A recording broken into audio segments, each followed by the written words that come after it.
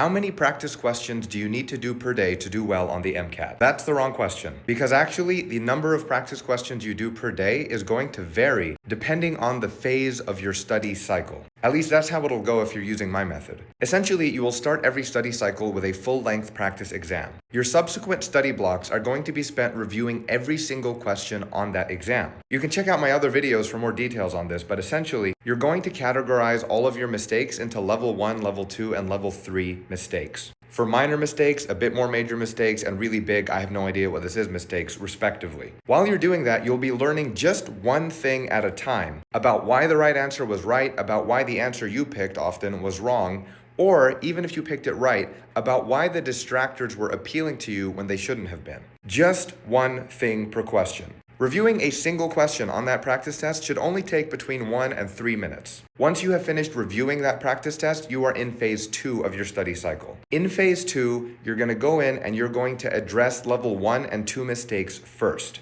Level 1 mistakes are things like little arithmetic errors, things where you just need more practice to get into the habit, but you don't actually need to review much content or strategy. These you will address solely by doing practice questions from the same domain as those level 1 mistakes. Level 2 mistakes are similar. You might have to look up 1 or 2 things to clarify, but really all you need to do is practice questions to brush up and learn how to implement concepts that you're familiar with.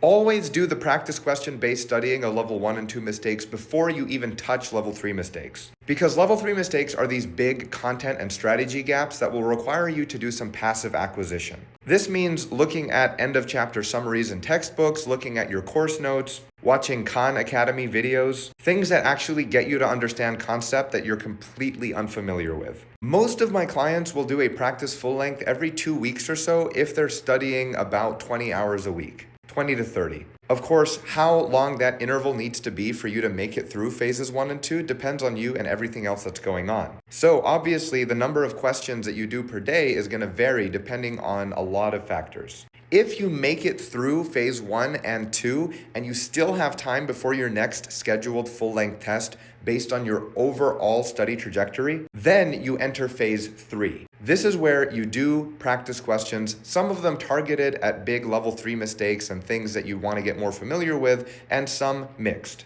How many you do per day depends upon your study schedule. Don't stress about it too much, and don't stress too much about what particular question bank you're using.